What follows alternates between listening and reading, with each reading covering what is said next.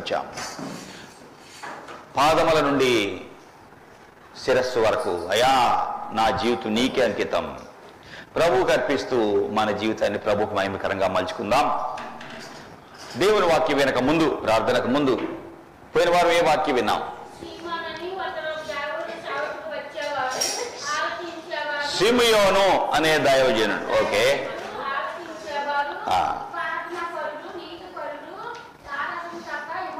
Okay, అతనిలో ఉన్న గొప్ప లక్షణాలు కొన్ని నేర్చుకున్నాము.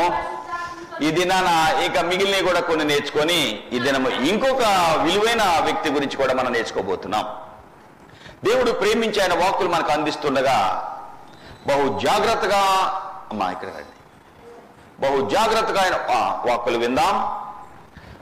వంగిరండి, బహు జాగ్రత్తగా. ఓకే, సరే, బహు జాగ్రత్తగా ప్రభు యొక్క వాక్కులు విందాము. వాటిని మనం ఏం చేయాలి? రెండు చెవులు ఇచ్చారు కదా, ఇటుని ఇటు వదిలేయాలి, లేదా ఇటుని ఇటు వదిలేయాలి. ఇటు ఉన్న వాళ్ళు అయితేనే ఒక చెవు ఇటువైపు ఉన్నాయి, ఇటుని ఇటు వదిలేయాలి, అంతే కదా.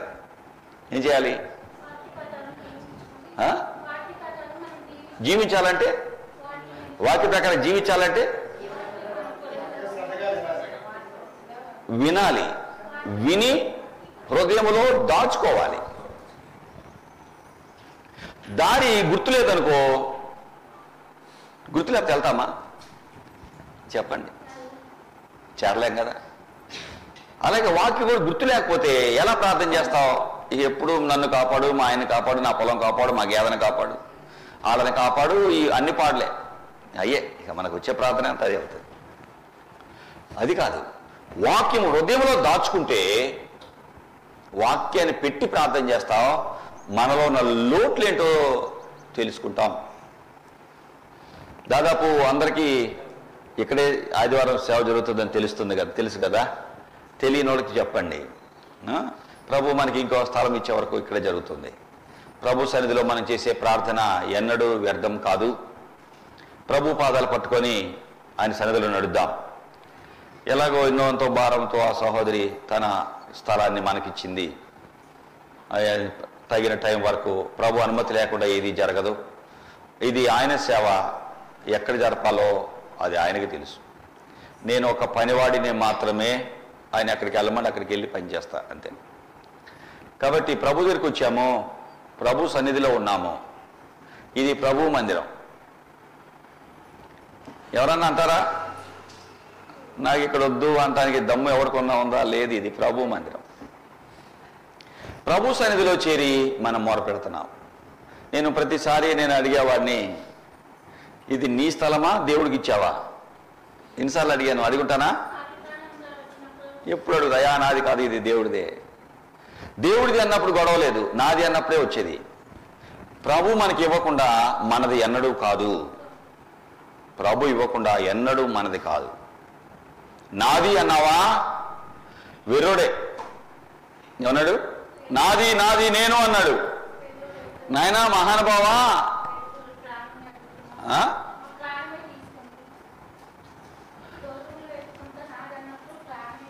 లక్షేశ్వరరావా లేదా కోటేశ్వరరావా? కోటేశ్వరరావు, కోట్లు ఆస్తున్నాడు కోటేశ్వరరావు అంటారు. ఓ కోటేశ్వరరావా, ఈ రాత్రి నేను అడుగుతున్నాను, రారా, ఎక్కడ చూసుకుందాం, నీదన్నావుగా చూద్దాం అంటాడు. నాది నాది అన్నావు కదరా, నీదా ఇది, నీదా ఇది. మొదటి దినవృత్తాంతాలు 29, మొదటి దినవృత్తాంతములు 29, 12వ వచనం. ఐశ్వర్యమును గొప్పతనమును నీ వలన కలుగును, నీవు సమస్తము ఏలువాడవు, బలము పరాక్రమము నీ దానములు హెచ్చించేవాడవు, అందరికీ బలమిచ్చేవాడవు నీవే. 14వ వచనము. ఈ ప్రకారము మన పూర్వకముగా ఇచ్చే సామర్థ్యము మాకుండుటకు నేనెంత మాత్రపు వాడను, నా జనులు ఎంత మాత్రపు వారు. ఇవ్వటానికి డబ్బులో, స్థలమో, ఇల్లు, నీకేముందో అది ఇవ్వటానికి నువ్వెంత మాత్రపు వాడివి. దావీదు రాజు అంటున్నాడు, మన పూర్వకంగా ఇవ్వటానికి మాకిచ్చే సామర్థ్యం మాకు ఉండుటకు నేనెంత మాత్రం వాడను, నా జనులు ఎంత మాత్రం వారు, సమస్తము ఎవరి వల్ల? దేవుడి వల్ల. ప్రభు ఇస్తే మనం అనుభవిస్తున్నాం. ఈ బండి నీకు ప్రభు ఇచ్చాడు, ఈ ఆరోగ్య ప్రభు నీకు ఇచ్చాడు, ఈ చొక్కా ప్రభు నీకు ఇచ్చాడు, ఈ ఫోన్ ప్రభు నీకు ఇచ్చాడు. నువ్వు కొనుక్కున్నావా? నాది అన్నావా? అవుట్.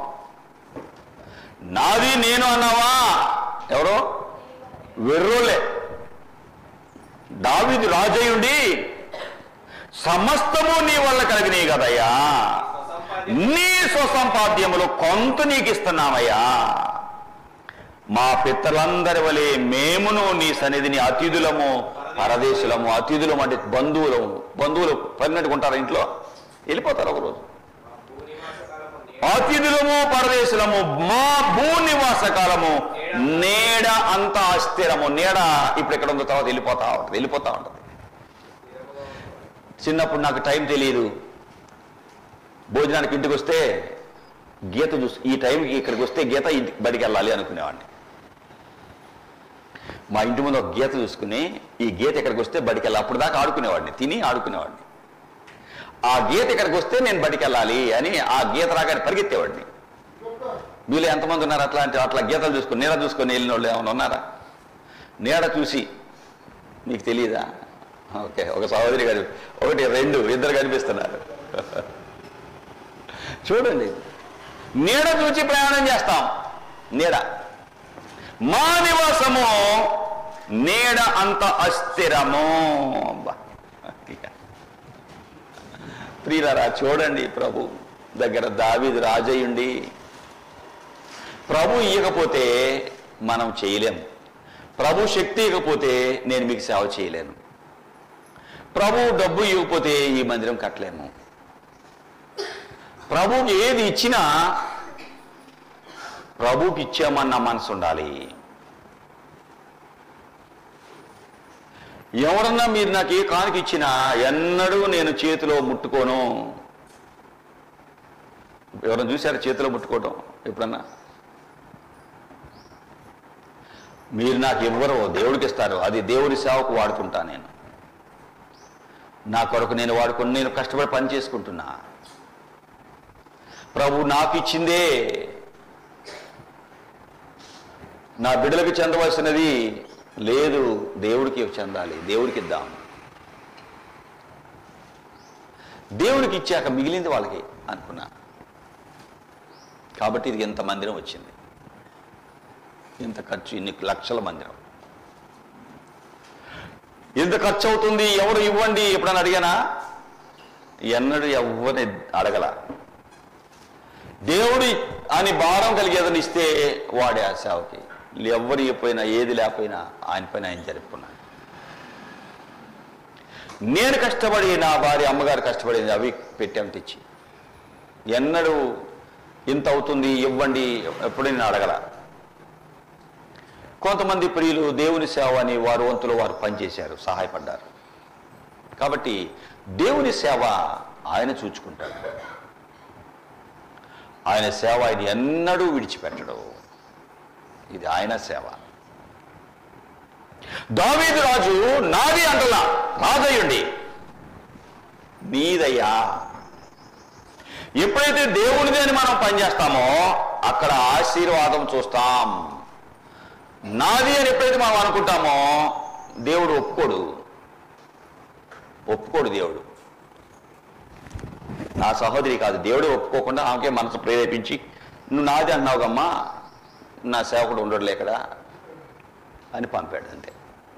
అంతే తప్ప ఆ సహోదరి తప్పు కాదు. అర్థమవుతుందా? ఎప్పుడైతే నాది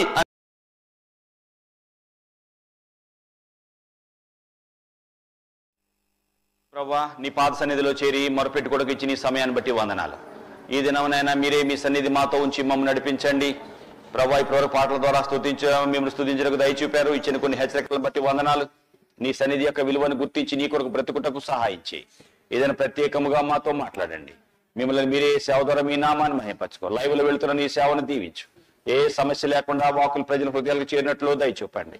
అందరి హృదయాలు ఎరిగిన దేవుడవు, ఒక్కొక్కరు రకరకాలతో మాట్లాడే దేవుడవు, మీ సన్నిధిలో చేరి ప్రార్థిస్తుండగా మాకు సహాయం చేయమని, ఘనత మహిమ ప్రభావాలు మీరు పొందుకొని కృప చూపమని యేసునామములో అడుగుచున్నాం తండ్రి, ఆమేన్. మనందరం లేచి నిలబడి 239వ పల్లవి 169వ పేజీ.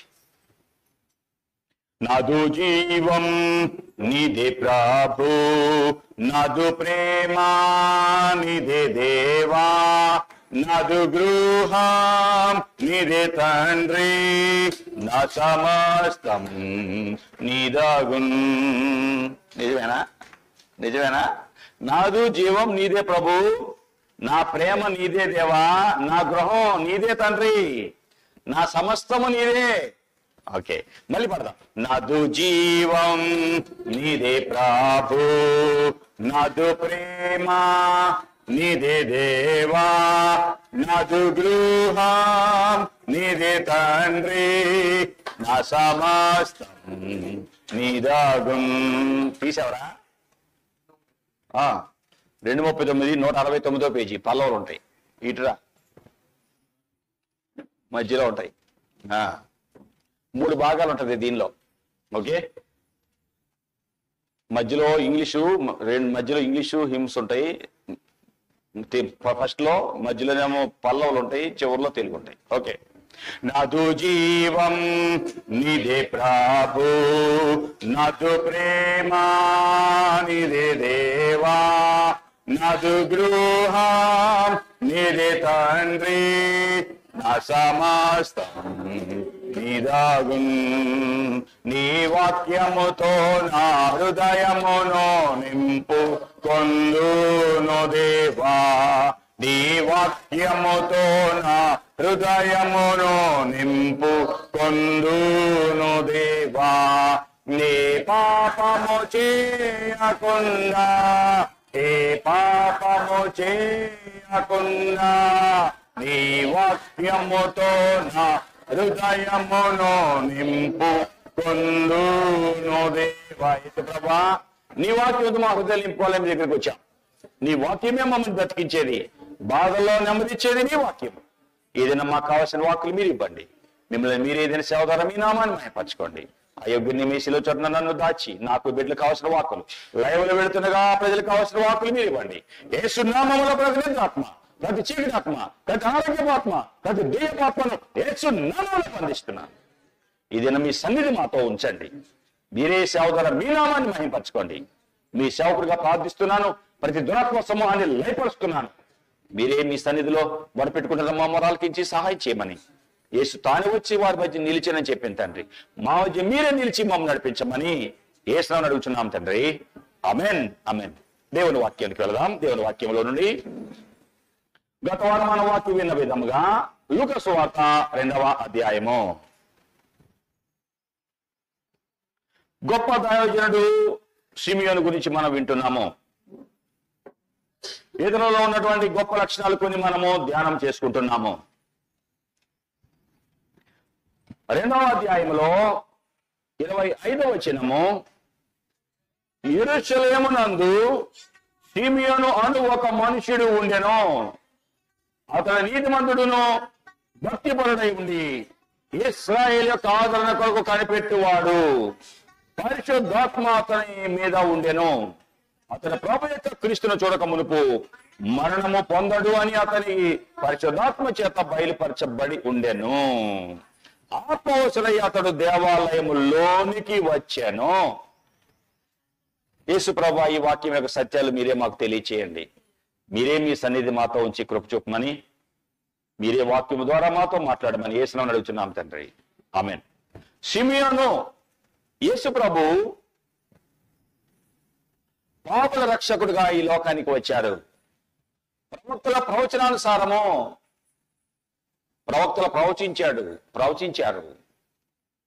ప్రజలను ఏదో ఒకడు పుడతాడు, ఆయన ద్వారానే ప్రజల విమోచన దొరుకుతుంది, రక్షణ దొరుకుతుంది, పాపము నుండి విడుదల దొరుకుతుంది అని ప్రవక్తలు ప్రవచించిన ప్రవచన ప్రకారము రక్షకుడైన యేసు ప్రభు ఈ లోకానికి వచ్చారు.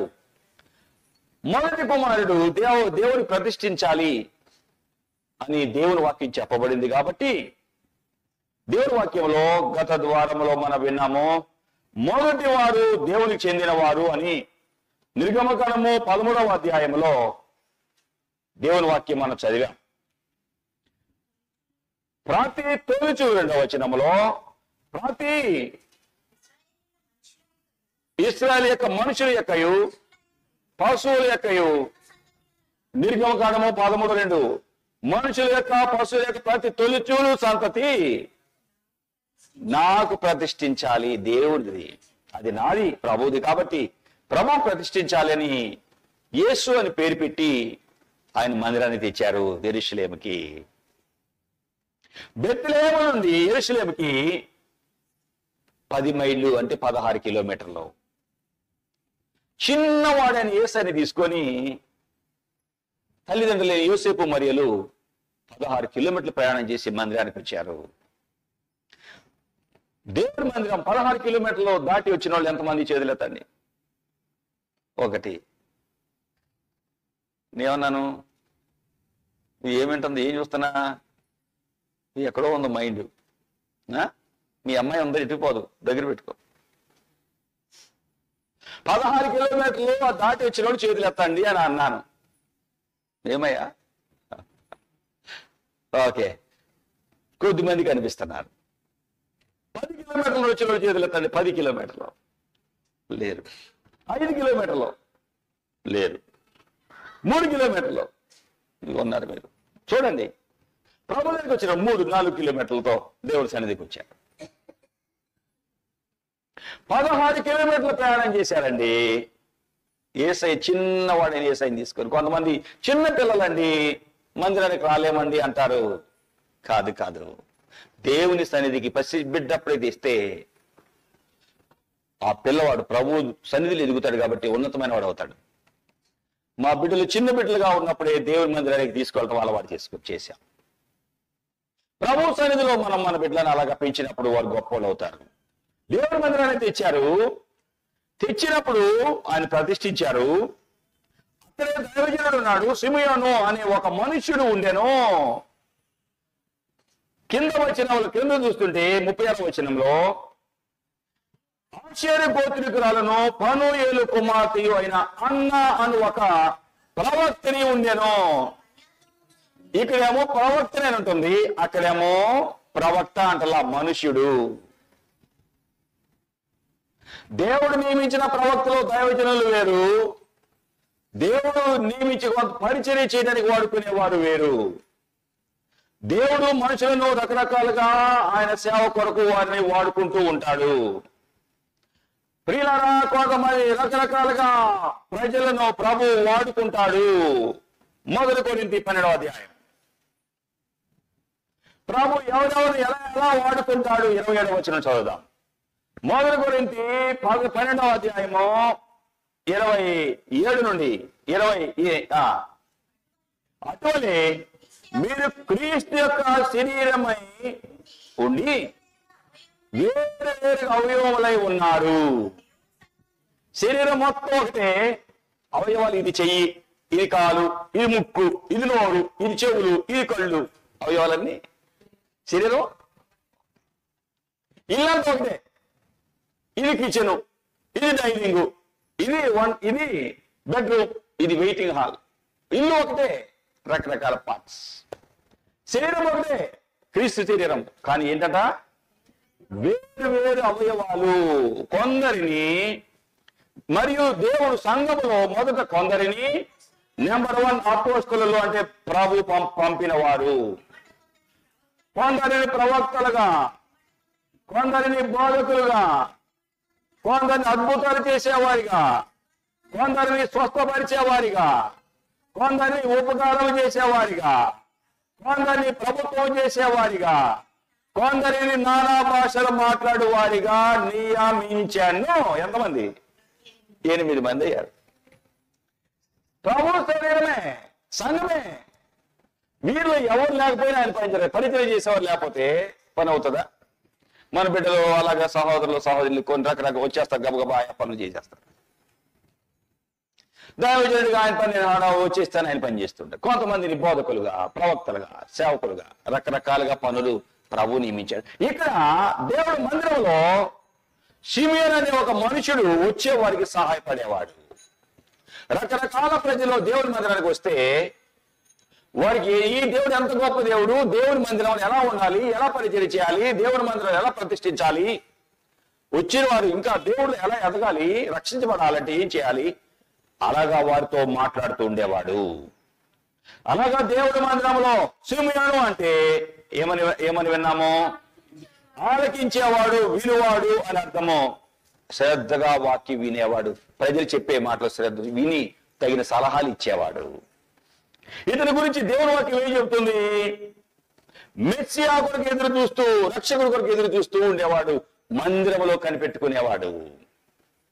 ఇతని గురించి దేవుని వాక్యం చెబుతున్న మాటలు నెంబర్ 1 నీతిమంతుడని, 2 భక్తిపరుడని, ఇశ్రాయేలుకు ఆదరణ అంటే విమోచించే దేవుడి కొరకు ఎదురు చూచేవాడు, కనిపెట్టుకునేవాడని, పరిశుద్ధాత్మతో నింపబడిన వాడు అని విన్నాము.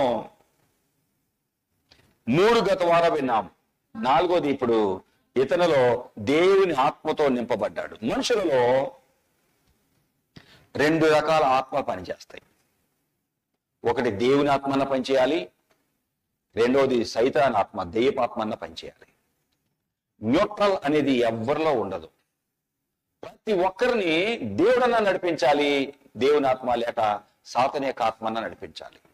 దేవుని ఆత్మతో ఎవరు నడిపించబడతారో వారేమో దేవుని కుమారులు అవుతారు. సాతాను మాట ప్రకారం నడిచేవారు సాతాను కుమారులు అవుతారు. మానవ జీవితంలో ఎప్పుడు కూడా 2 నియమాలు ఉంటాయి. ఒకటి శరీర నియమము, 2 ఆత్మ నియమం. ఆత్మ నియమమేమో దేవుడు చెప్పినట్టు చేయండి అంటది, శరీర నియమేమో నీ ఇష్టం అంటది. ఈ టైం కాకపోతే ఇప్పుడు నువ్వు బ్రతుకుతావు, ఇప్పుడు సుఖం ఉండాలిగా, ఈ టైం దాటిపోతే నీకు దొరకదు కమాన్ అంటది శరీర నియమం. అది సాతాను నడిపిస్తాడు. ఆత్మ నియమము దేవుడు నడిపిస్తాడు, ఇలా కాదు ఇలా నడువు. ఇదేంటి ఇప్పుడు పని పెట్టుకుంటావేంటి? ప్రార్థనకి వెళ్ళాలి కదా, నా సన్నిధిలో ఉన్న సంతోషం అనుభవించుకొని ఇంట్లో ఉంటావా? కొంతమంది సాతాను ఆత్మ నేను ఇంట్లో వింటానులే, ఇది కాకపోతే ఇంకేమన్నా వింటానులే, ఆ టీవీలో ఎన్నో ప్రోగ్రాంలు వస్తాయిలే. ఏంటి ఎన్ని ప్రోగ్రాంలు వచ్చినా అది దేవుడు నీకు ఇచ్చిన టైమేనా? దేవుని మందిరానికి వెళ్ళి ఆరాధించాలి కదా. ఈ యెరూషలేముకి ఎందుకు వచ్చారు వీళ్ళు? యేసుప్రభు ఎందుకు పసిపిల్లవాడైనటువంటి యేసుని ఎందుకు తీసుకొచ్చారు? దేవుని మందిరము దేవుని మందిరమే. మందిరానికి వెళ్ళడం కుదరకపోతే లైవ్ ఫోన్, అప్పుడు దేవుని వాక్యం టీవీలో ఎక్కడో వింటావు. 2 దేవుడు నియమించిన ద్వారా వెళ్ళే వాక్యము అది వేరుగా ఉంటది.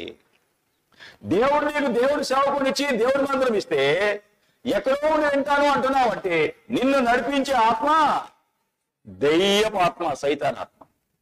అర్థం చేసుకోండి జాగ్రత్తగా.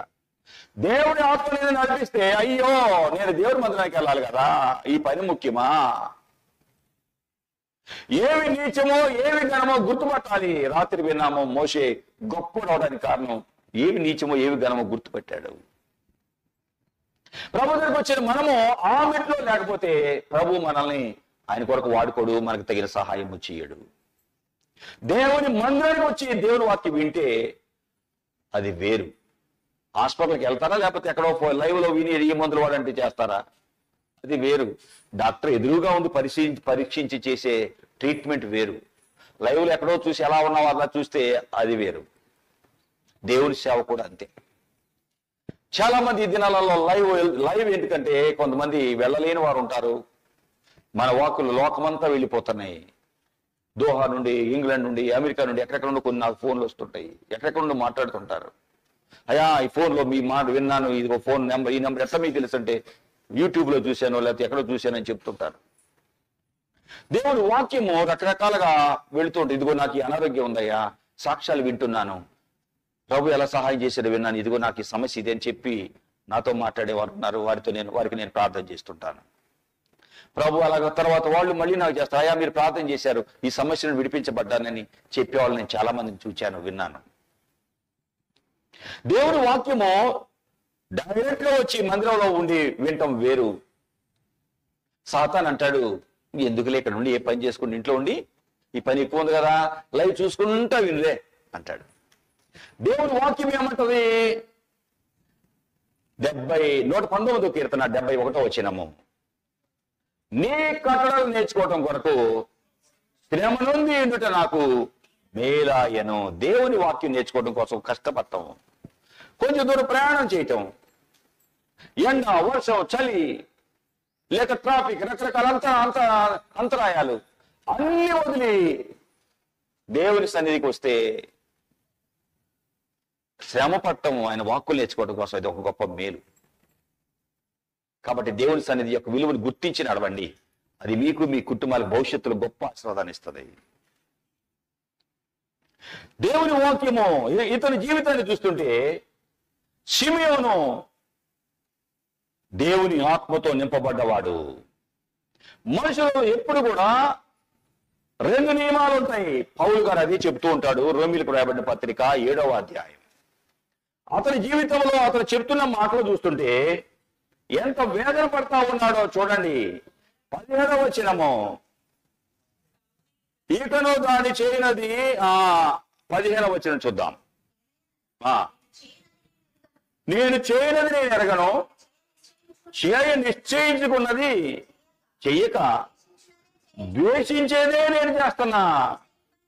ఇచ్చయింపనేది నేను చేస్తే ధర్మశాస్త్రము శ్రేష్టమైనట్లు ఒప్పుకుంటున్నాను. ఇకను చేయనది నా యందు నివసించి పాపమే గాని నేను కాదు. నా యందు అనగా నా శరీరం మంచిది ఏది నివసింపదని నేను ఎరుగుదును. మేలైనది చేయాలన్న కోరిక నాకు ఉన్నది కానీ దాన్ని చేయటం నా వల్ల కావట్లేదు. చెయ్యగోరే మేలు చేయక చెయ్యొద్దు అనే కీడు చేస్తున్నాను. నేను చెయ్యగోరనిది చేస్తే చేయించేది నాలో ఉన్న పాపమే గాని నేను కాదు. వేరొక నియమం నాలో ఉంది, కనపడుతుంది.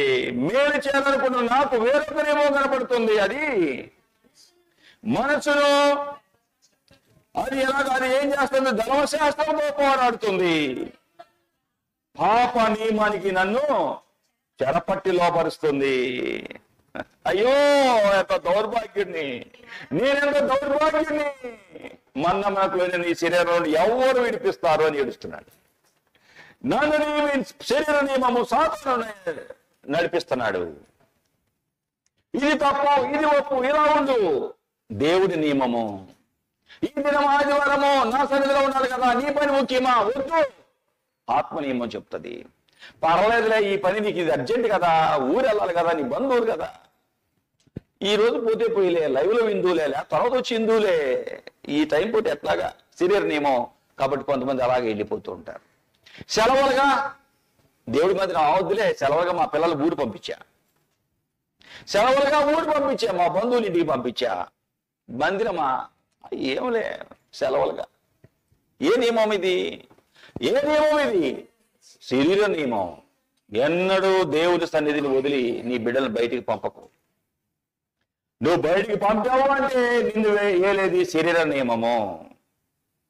అక్కడ ఏదో పరిగెత్తి ఆ మధ్య ఒక సెలవులకి బంధువుల ఇంటికి వెళితే ఆడుకుంటున్నాడు, పరిగెత్తున్న ఇద్దరు ఆడుకుంటూ పరిగెత్తాడు, స్పీడ్గా వచ్చి కారు కింద పడి చచ్చిపోయాడండి పిల్లడు ఒకడు. తల్లి ఏడుస్తుంది, ఆ పిల్ల శవం మీద పడి ఏడుస్తుంది. నేను ఊరు పంపకపోయినా బాగుండేది, పంపకపోయినా బాగుండేది అని ఏడుస్తుందండి. బాగుండేది ఇప్పుడు వేస్తే ఉపయోగం ఉందా? వస్తాడు ఆ పిల్లడు. సాతాను మనుషులను పట్టి పీడిస్తున్నాడు. సెలవులుగా బంధువులు ఇల్లు, సెలవుల బంధువులు ఇల్లు పంపకో, దేవుడి సన్నిధి పంపు. సాతాను ఏం చేస్తుందంటే లేకలాగా వచ్చినాయి, రాకలాగా వచ్చినాయి సెలవులు, మళ్ళీ ఇప్పుడు పోతే ఎప్పుడో చూడని బంధువుల దగ్గరికి వాళ్ళు మహాప్రేమగా చూస్తారు కాబట్టి పంపిద్దాం. కాదు కాదు, శరీర నియమంతో కాదు, ఆత్మ నియమంతో ఆలోచించు. దేవుని ఆత్మతో నింపబడిన వాడు ఎవరో? సిమియోను. ఒక మనుషుడు దేవుని కొరకు పనిచేస్తున్నాడు, దేవుడు ఆయన పరిచర్యలో వాడుకుంటున్నాడు. ప్రవక్త కాదు ఈయన, ఒక మనుషుడు, మామూలు వ్యక్తి, మనలాంటి వాడు. కానీ దేవుడు చెప్పినట్టు దేవుని ఆత్మతో నేను నడుస్తున్నాడు కాబట్టి దేవుడే ఈయనతో మాట్లాడుతూ నా రక్షకుడు, నా కుమారుని, రక్షకుడు యేసుప్రభుని చూచే వరకు నువ్వు చనిపోవు అని చెప్పాడంటే దేవుని ఆత్మతో ఆయన నింపబడుతున్నాడు. కాబట్టి ఈయన ఎందరూ దేవుని ఆత్మతో నింపబడతారో వారందరూ దేవుని కుమారులు. ఈయన దేవుని కుమారుడు. దేవుని మాటలు విన్నాడు, దేవుని మందిరానికి వచ్చాడు, పరిశుద్ధాత్మతో దేవుని ఆత్మతో నింపబడ్డాడు. నీలో ఏ ఆత్మ ఉన్నదో నీ పిల్లలలో అదే ఆత్మ ఉంటది, గుర్తుపెట్టుకో. జకర్యా పరిశుద్ధాత్మతో నింపబడ్డాడు అండి. జకర్యా పరిశుద్ధాత్మతో నింపబడ్డాడు. లూకా 1:67. మరియు అతని తండ్రి జకర్యా పరిశుద్ధాత్మ పూర్ణుడై 41. ఎలిజబెత్ మరి యొక్క 100 వచనములు వినగానే గర్భంలో శిశువు గంతులు వేసాను. అతను ఎలిజబెత్ పరిశుద్ధాత్మతో నిండుకున్నది. 1వ అధ్యాయం 17వ వచనము, ఆ 16వ వచనం చదువుదాం. తల్లి గర్భమున పుట్టింది మొదలుకొని పరిశుద్ధాత్మతో నిండుకున్నవాడై. చూసారా, తల్లి దేవుని ఆత్మతో నిండింది, తండ్రి దేవుని ఆత్మతో నింపబడ్డాడు. కుమారుడు దేవుని ఆత్మతో నింపబడ్డాడు. దేవుని ఆత్మతో నింపబడ్డాడు. 80వ వచనం, లూకా 1:80. శిశువు ఎదిగి ఆత్మయందు బలము పొంది ఆత్మతో నింపబడి. తల్లి వలన నీవు, తండ్రి వలన నీవు దేవుని ఆత్మతో నిండి ఉంటే నీ పిల్లలు కూడా పరిశుద్ధాత్మతో దేవుని ఆత్మతో నింపబడతారమ్మా. నిద్రపోకు తల్లి, నిద్రపోకు. దేవుని ఆత్మతో నింపబడ్డాడు. మందిరానికి వచ్చాడు. ఎవరిని చూచాడు? ఏ మెస్సియా రక్షకుని ఎదురు చూస్తున్నారో మెస్సియాను చూచాడు. ఇశ్రాయేలు ఆదరణ కొరకు కనిపెట్టుకున్నవాడు ఆదరించే కర్తను చూచాడు. ఆదరణకర్త యేసు ప్రభు. ఆదరణకర్తను చూచి ఆయనను ఏం చేశాడు? ఆయనను మొట్టమొదట చూచాడు, మెస్సియాను చూచాడు. దేవుని సన్నిధిని అనుభవించావా? దేవుని చూచావా? దెయ్యాన్ని చూస్తావు, ఏడుస్తావు. ఏంటి ఏంటి ఏంటి ఏంటి ఎక్కడ ఉన్నా నేను అనుకోలేదా? ఎవడో వచ్చి గుండు పుష్కుతున్నట్టు కనిపిస్తుంది, ఎవడో వచ్చి లాకపోతున్నట్టు కనిపిస్తుంది. ఏమంటావు? వీరికేకలేస్తావు, అంతేనా? ఏమా చెప్పండి. పిల్లలు కొంతమంది వీరికేకలేస్తారు. మీరా ఇప్పుడు వేసావరా? దేవుని ఆత్మతో పడితే దేవుని దర్శనాలు కనిపిస్తాయి, దేవుని భక్తులు కనిపిస్తారు, దేవుని వాక్యం వింటున్నట్టు కనిపిస్తుంది, మీటింగ్లో ఉన్నట్టు ఉంటుంది, ఎంతో మంది మారుతున్నట్టు కనిపిస్తుంది, ప్రజలు ప్రభు యొక్క వెలుగును చూస్తున్నట్టుగా, ఊరంతా కదులుతున్నట్టుగా కనిపిస్తుంది, అనేక ఆత్మ లక్ష్యించబడినట్టు కనిపిస్తుంది. లేదంటే దెయ్యాలు వచ్చి పీకుతున్నట్టుగానో, అయిపోయినట్టు ఈపోయినట్టు, పిల్లడు చచ్చిపోయినట్టు, పిల్ల చచ్చిపోయినట్టు, ఏమైనట్టు ఏమో. అయ్యా నాకయ్యా మామ చచ్చిపోయినట్టు కల వచ్చిందయ్యా, ఇంకో తీసుకుందాం అనుకుంటున్నా గట్టి బుద్ధి లేనట్టు. కొంతమంది ఏమొచ్చింది కల? మామ చచ్చిపోయినట్టు కల వచ్చిందండి.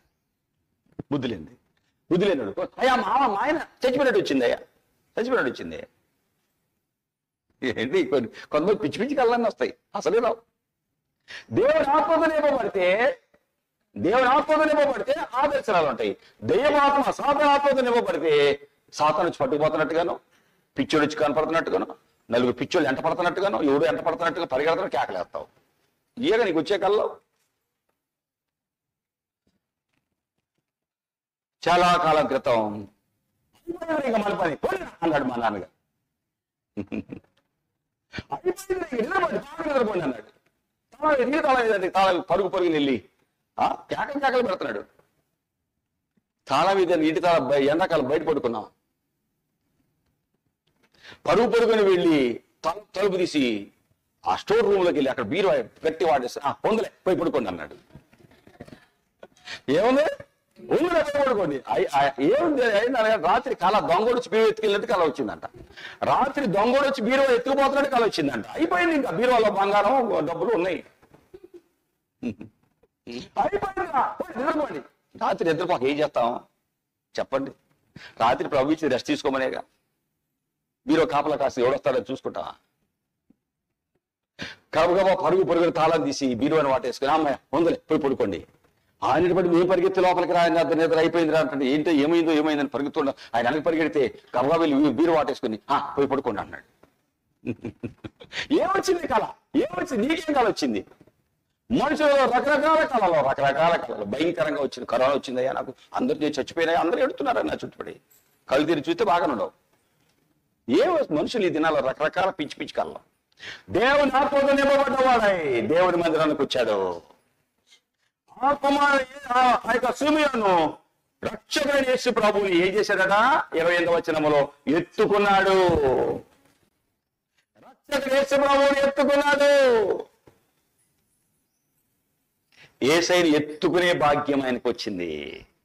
ప్రభు యొక్క క్రీస్తును చూడక మునుపు 26వ వచనము, నువ్వు చచ్చిపోవు అని పరిశుద్ధాత్మ అతను చెప్పేశాడు. దేవుని ఆత్మ అతనితో మాట్లాడుతా ఉన్నాడు. దేవుని ఆత్మ మాట్లాడుతా ఉన్నాడు సిమియోనుతో. సిమియోను, నువ్వు నా కుమారుడు అయ్యా, నా మాట ప్రకారం నువ్వు నడిచేవాడు అయ్యా, కష్టాల్లో ఉన్న వారికి సహాయపడుతున్నావయ్యా, మందిరంలో నా కొరకు బ్రతుకుతున్నావయ్యా, నీవు మెస్సియా కొరకు ఎదురు చూస్తున్నావయ్యా, ఇశ్రాయేలు ఆదరణ కొరకు కనిపెట్టుకున్నావు కదయ్యా. ఇదిగో ఆదరణకర్త రక్షకుడు యేసయ్య వచ్చాడు. ఆయన చూచే వరకు నువ్వు చచ్చిపోవు. చాలా వృద్ధుడు, బహుకాలం గడిచిన వృద్ధుడు. రక్షకుడు చూచే వరకు చచ్చిపోవు అని దేవుని ఆత్మ అతనికి చెప్పాడు కాబట్టి చనిపోలేదు. రక్షకుడిని చూస్తున్నాడు. నీ జీవితంలో దేవుడు నీతో ఏం మాట్లాడాడు? ఒక సహోదరికి దేవుడు చెప్పాడు, నా మందిరం వచ్చేవాడు నేను ఉంచుతా అన్నాడు. నా మందిరంలో నేను ఉంచుతా, అప్పటి వరకు నువ్వు ఉంటావు. తన తోటి వాళ్ళు ఎంతో మంది చనిపోయారు, కానీ ఆ సహోదరి ఇంకా సజీవురాలుగా ఉంది. ప్రభువు చెప్పాడు, ఆ సహోదరి ఆరోగ్యంగా ఉంది. దేవుడు ఏదో చెబితే, దేవుడు ఆత్మ మీద ఉంటే ఆత్మనికి చెప్తాడు ఎలా ఉండాలి, ఏం చేయాలి. సిమియోను దేవుని ఆత్మతో నింపబడ్డవాడై దేవుని మందిరానికి వచ్చి ఏ మెస్సియా, ఏ ఆదరణ కొరకు ఎందుకు చూచాడో ఆదరణకర్త అయిన యేసయ్యను చూచాడు, ఆదరించబడ్డాడు. ఆనందంతో కుమారుని చేతులు ఎత్తుకున్నాడు, స్తుతిస్తున్నాడు. ఏమన్నాడు? నాదా. ఎలాగా ఇతని జీవితంలో ఎలాగా మాట్లాడుతున్నాడు, ప్రవచిస్తున్నాడు. నాదా, ఇప్పుడు నీ మాట చొప్పున సమాధానంతో నీ దాసుడిని పోనిస్తున్నావు. నాదా అంటే, నాదా అంటే భర్త, యజమాని. యజమానిని నాదా భర్త, ఇంటికి యజమాని భర్త. నీవే నా యజమానివి నాదా. చూడండి ఎలాగా అతని జీవితం, ఎలాగా అతను మాట్లాడుతున్నాడో చూడండి. చిన్నవాడైన యేసు ప్రభువుని పట్టుకొని బహుకాలం గడిచిన వృద్ధుడు, నేనెంత పెద్దోడిని అనుకోట్లా, ఎంత పెద్దోడిని అని ఈ రక్షకుడి కోసమే కదా నేను ఎదురు చూచింది. ఈ దినాల్లో మనుషుల్లో గర్వం. ఆయన చిన్నోడు నా కళ్ళ ముందు, ఆయన చెప్తూ ఏంటి? మనుషులలో గర్వం కనిపిస్తా ఉంది. కానీ ఇతని జీవితం చూడండి ఎంత విలువ. నిండుకుండా తొనకదండి. నిండైన భక్తి నెమ్మదిస్తుందండి. ఏ భక్తి లేని, సరైన భక్తి లేని వాడు ఎగురుతాడు. ఏమి లేని ఇస్త్రాకి ఎగిరేది. కొండలో సగం నీళ్ళు అటు ఇటు తొలుగుతాయి, నిండుకుండా తొనకదు. నిండైన భక్తి నెమ్మదిస్తుంది. అణిగి మణిగుంటారు, దీనులుగా ఉంటారు, దీవెనకరంగా ఉంటారు. వాడు ఇంత వృద్ధుడు రక్షకుడు యేసు ప్రభు కొరకు ఎదురు చూచాడు. ఆయన చూచాడు, గుర్తుపట్టేశాడు. ఆయన్ని గుర్తుపట్టేశాడు. ఈయన కోసమే నేను ఎదురు చూస్తున్నా. ఈయనే యేసు రక్షకుడు. ఈ రక్షకుడు కొరకు ఎదురు చూశా నేను. ఈ దినాలలో మనుషులకి గుర్తుపట్టడం రావట్లేదండి. ఎవరు నిజమైన వారు, ఎవరు డూపు, నిజమైన దైవజనుడు ఎవరు? ఇందాక దేవుని వాక్యం కలిపి చెరిపే అనేకులు ఉన్నారు అని వాక్యం చెప్తుంది. నిజమైన దైవజనుడు ఎవరో, నిజమైన వాక్యం ఏంటి? ప్రకటన గ్రంథం 2వ అధ్యాయం 2వ వచనం. నీ క్రియలు, నీ కష్టం, నీ సహనం నేను ఎరుగుదును. నీవు దుష్టులను సహింపలేవని అపోస్తులు కాకయే తాము అపోస్తులమని చెప్పుకునే వారిని పరీక్షించి వారు అబద్ధీకులని కనుగొంటివి. సేవకులు కాకుండా సేవకులని సంచి చేసుకోగానే సేవకులేనా? గుర్తుపట్టాలి. సంచి చేసుకున్నంత మాత్రాన సేవకుడు కాదు. All the glitters are not gold అంటే మెరిచేదంతా బంగారము కాదు. All the glitters are not gold, మెరిసేదంతా బంగారము కాదు. సంచి తగిలించుకొని వచ్చినంత మాత్రాన దైవజనుడు కాడు. దేవుడు నియమించిన దైవజనుడు వేరు. అపోస్తులు కాతే అపోస్తులు సేవకులు కాకుండా సేవకులు అని చెప్పుకునే వారిని నీవు పరీక్షించి అబద్ధికులని కనుక పరీక్షిస్తావు. 2వ యోహాను 11:10 ఎవడైనా ఈ బోధన తేక మీ దగ్గరకు వస్తే ఇంత చేర్చుకోవద్దు, శుభమని కూడా చెప్పొద్దు, వందనాలు కూడా చెప్పొద్దు. అలా చెప్తే వాడి దుష్టక్రియలో పాలువాడమైపోతావు. యేసయ్య బోధ, యేసే రక్షకుడని చెప్పని వాడు ఎవడొచ్చినా, ఆయన పేరిట మారు మనసు పాప క్షమాపణ బోధించబడాలని చెప్పేవాడు ఎవడు రాకపోతే, అలాగా చెప్పేవాడు కాకపోతే లూకా 24వ అధ్యాయం. ప్రియులారా, దేవుని వాక్యం ఎలాగా చెప్పబడుతుందో చూడండి. ప్రభు యొక్క వాక్యం 47వ వచనం.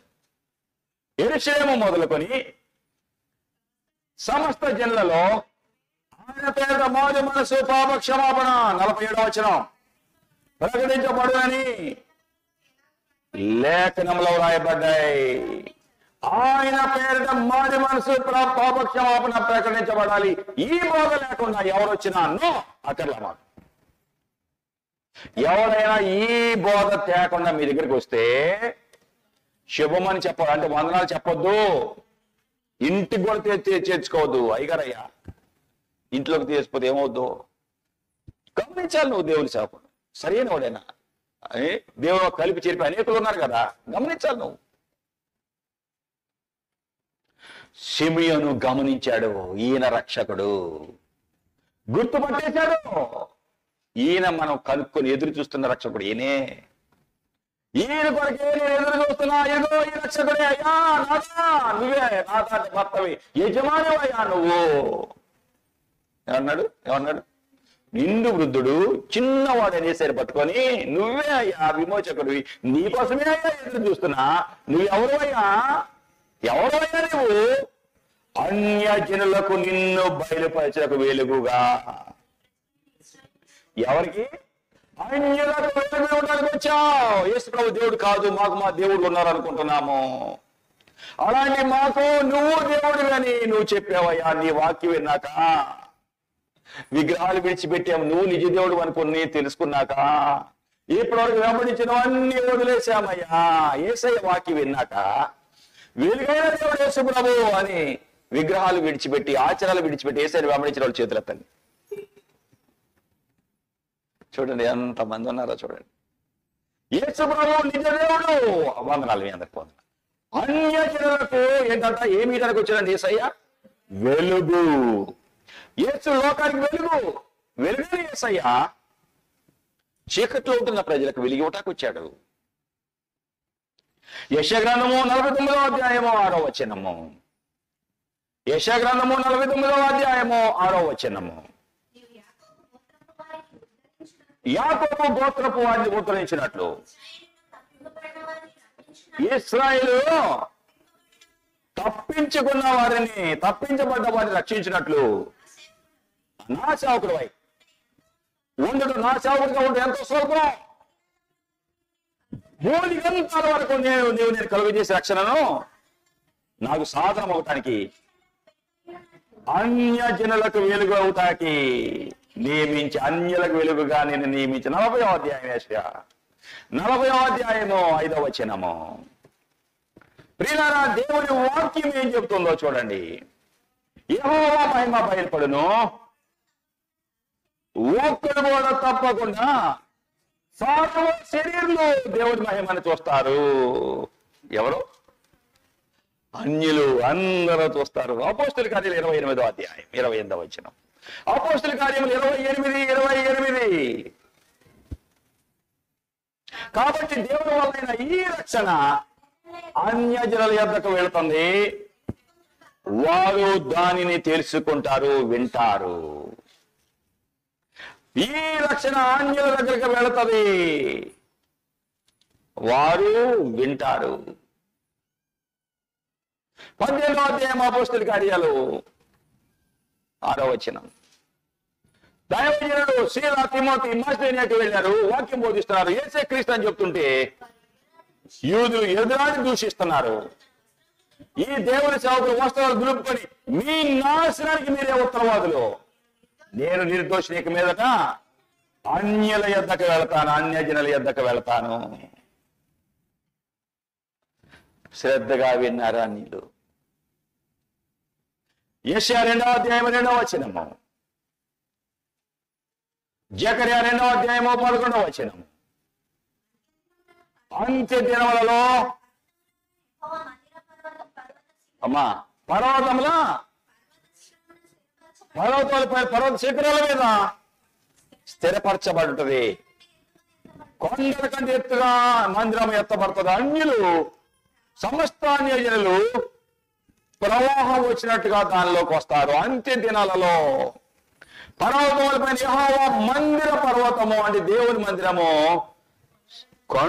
పర్వత శిఖరం మీద స్థిరపరచబడి కొండల ఎత్తుగా ఉంటుంది. ప్రవాహం లాగా సమస్త అన్యజనులు దానిలోకి వస్తారు. ఎన్ని రకాల కులాలు అన్నవా చెప్పని వాళ్ళు ఇక్కడ ఉన్నారో చూడండి. సమస్త అన్యజనులు వస్తారు. జకర్యా 2:11.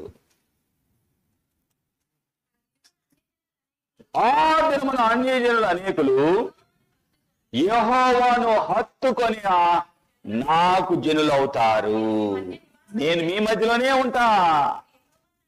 బాబా బాబా బాబా ఇది ఆ దినాన అన్యజనులు అనేకులు యెహోవాను హత్తుకొని నాకు జనులు అవుతారు, నేను మీ మధ్య నివాసం చేస్తా. అప్పుడు యెహోవా నన్ను మీ దగ్గర పంపాడని మీరు తెలుసుకుంటారు, దేవుడే నన్ను పంపాడని మీరు తెలుసుకుంటారు. చూడండి, దేవుడి సేవకుడు మాకు వాక్యం చెప్పాడు, మా జీవితాలు మారిపోయినాయి. మీకా 4వ అధ్యాయము 1-2 వచనాలు జాగ్రత్తగా మీరు వాక్యం గుర్తుపెట్టుకోవాలి. దినాలలో యెహోవా మందిర పర్వతముల శిఖరమున స్థిరపరచబడి కొండ కంటే ఎత్తుగా ఉంటది. కాబట్టి ప్రవాహం వచ్చినట్లుగా దానిలోనికి ప్రజలు వస్తారు. కాబట్టి ఆ కాలమున అన్యజనులు అనేకులు వచ్చి 2వ వచనము, సీయోనులో నుండి ధర్మశాస్త్రము, యెరూషలేములో నుండి యెహోవాకు బయలు వెళ్ళును. యాకోబు దేవుని మందిరానికి, యెహోవా పర్వతానికి మనం వెళదాం, రండి. ఆయన తన మార్గాల విషయం మనకు బోధించును, మనము ఆయన త్రోవలో నడుద్దాం అని చెప్పుకుంటారు. ఎవరో అన్యులు. కాబట్టి ఇది ఇంతమంది మనం వచ్చి కూర్చున్నాం. యేసే దేవుడు, యేసయ్య నామం శక్తి గల నామం, సాటి లేని నామం, మధుర నామం అని పాడుతున్నాం. పాపము పోవును, భయమును పోవును, పాపము పరమ సంతోషము భక్తులకియును, పరమ సంతోషము భక్తులకియును. యేసయ్య నామం శక్తి గల నామం, సాటి లేని నామం, మధుర నామం. సాతాను సేనను జయించేది నామం, సాతాను సేనను జయించిన నామం, పాప పిశాచిని తరిమెది నామం, పాప పిశాచిని తరిమెది నామం. యేసయ్య నామం శక్తి గల నామం. దేవుని మందిరానికి వస్తారు, దేవుడి మార్గంలో మనం నడుద్దాం. ఆయన తన త్రోవలో మనకు నేర్పుతాడు, ఆ త్రోవలో ఆయన త్రోవలో నడుద్దామని చెప్పుకుంటారు.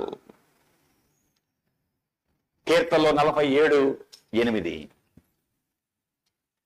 యేసు ప్రభు గురించి సిమియోను ప్రవక్త ప్రవచిస్తున్న మాటలు మనం వింటున్నాం. దేవుడు అన్యజనులకు రాజై ఉన్నాడు. పరిశుద్ధ సింహాసనం మీద ఆసీనుడై ఉన్నాడు, ఆసీనుడై ఉన్నాడు, అన్యజనులకు రాజు. దేవుని వాక్యము చెప్తుంది. దేవుని దగ్గరకు వచ్చావు, దేవుని వాక్యం వింటున్నావు. ఈ దేవుల్లో ఉన్నటువంటి శక్తి ఏంటి?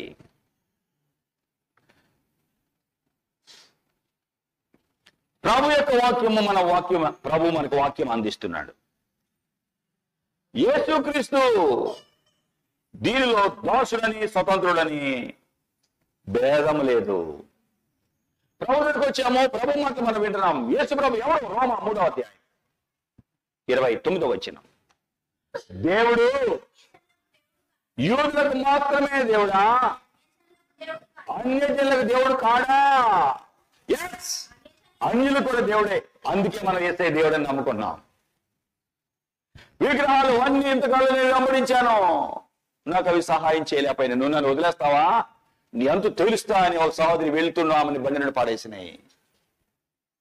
కానీ ప్రియులారా, ప్రభు ఆయన బిడ్డలను కాపాడాడండి, రక్షించాడండి.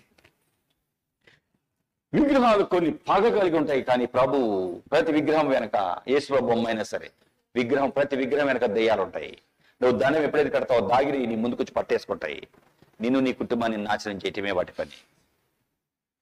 ప్రేమలో యేసు ప్రభు నిన్ను కాపాడాలని కునుకొక నిద్రపోకుండా చూస్తూ ఉంటాడు. యేసయ్యకి విగ్రహాలకు ఉన్న తేడా అదే. అవి విగ్రహాలు మనుషుల చేతి పనులు. కన్నులను చూడవు, చెవులను వినవు, ముక్కులను వాసన చూడవు, చేతులను ముట్టుకో, కాళ్ళని నడవు. అలాగా అవి మానవ చేతి పనులు. 115వ కీర్తన ప్రియులారా 3-4 వచనాలను చదువుకోవచ్చు.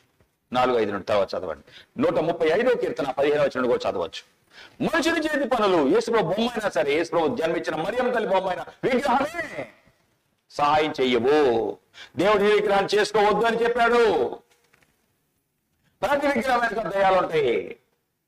నిన్ను నీ కుటుంబాన్ని నాశనం చేస్తే దండం పెట్టావా? అందుకే దేవుడు నేను ఏ రూపంలో మీకు కనపడలా. కాబట్టి జాగ్రత్త. ద్వితీయోపదేశం 4వ అధ్యాయం. మీరు చెడిపోయి విగ్రహాలు పెట్టుకుంటారేమో, జాగ్రత్త.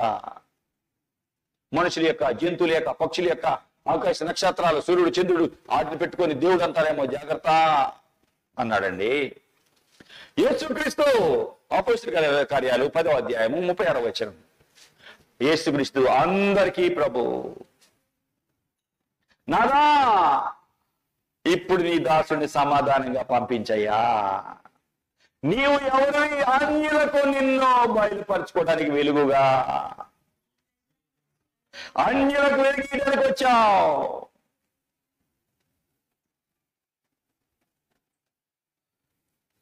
నీ ప్రజలను ఇశ్రాయేలుకు మహిమ, మహిమ అది కూడా వెలుగే. అన్యులకు వెలుగు, ఆయన బిడ్డలు రక్షించబడ్డ వారికి మహిమ. యేసు ప్రభు పుట్టినప్పుడు గొర్రెల కాపరి దగ్గరికి ఏమొచ్చిందట చెప్పండి? గొప్ప వెలుగు అక్కడికి వచ్చింది. వాళ్ళు పాడుతున్నారు. 14వ వచనం లోక 2లో, సర్వోన్నతమైన స్థలంలో దేవునికి మహిమ, మహిమ, వెలుగు. ప్రభు దగ్గరికి వచ్చా వెలుగు, అన్యులకు వెలుగు, ఇశ్రాయేలులకు మహిమ. నీవు సకల ప్రజల ఎదుట సిద్ధపరిచిన నీ రక్షణ. సకల ప్రజలకు ప్రభు ఏ సిద్ధం చేశాడు? రక్షణ. రక్షించబడాలి. రక్షణ లేకుండా మనం పరలోకానికి వెళ్ళలేము. దేవుని వాక్యము, దైవజనుడు వాక్యం బోధిస్తున్నాడు. మీ పాపములు తుడిచివేయబడినట్లుగా మారు మనసు పొందండి.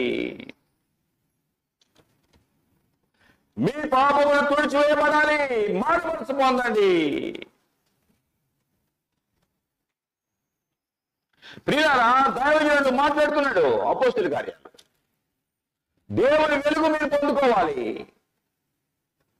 దేవుని వెలుగులో మీరు నడవాలి. మీరు రక్షణలోకి రావాలి. ఆయన యందు విశ్వాసం ఉంచేవాడు ఆయన మూలముగా పాప క్షమాపణ పొందుతాడు. 10వ అధ్యాయము 43వ వచనం.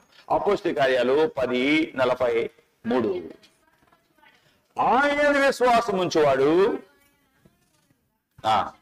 ఆయన నామములో పాప క్షమాపణ. అపోస్తలుల కార్యాలు 3వ అధ్యాయము 20వ వచనం. మీ కొరకు నియమించిన క్రీస్తు యేసును ఆయన పంపునట్లు మీ పాపములు తుడిచివేయబడిన నిమిత్తము మారు మనసు పొందండి. 4వ అధ్యాయము 12వ వచనము. అపోస్తలుల కార్యాలు. ఎవరి వల్ల రక్షణ లేదు, కలగదు. యేసు నామమునే మన రక్షణ పొందాలి. ఆకాశం క్రింద మనుషులలో ఇవ్వబడిన ఏ నామమున మన రక్షణ పొందలేము. ఏ నామం రక్షించదు. రక్షణ లేకుండా నీవు పరలోకానికి వెళ్ళలేవు. రక్షణ లేకుండా నీవు పరలోకానికి వెళ్ళలేవు. సంవత్సరమంతా నీకిదే చెప్పేది వినుము. సంవత్సరమంతా నీకిదే చెప్పేది వినుము. సంవత్సరమంతా రక్షణ పొందకుండా పరలోకానికి వెళ్ళము.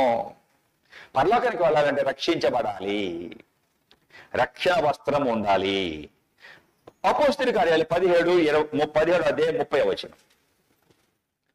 అజ్ఞాన కాలంలో దేవుడు చూచి చూడనట్లు ఉండెను. ఇప్పుడైతే అంతటా కొందరు మారు మనసు పొందాలని ఆశించాడు. ఎందరూ? అంతటా అందరూ మారు మనసు పొందాలి. కొందరు ఉన్నాయి. అందరూ మారాలి. అందరూ పరలోకానికి వెళ్ళాలి. ప్రభు పరలోకానికి ఒక అతను వెళ్తాం చూశాడట. అతన్ని ప్రభు అడిగాడట, బాబు వచ్చేసావు బాబు.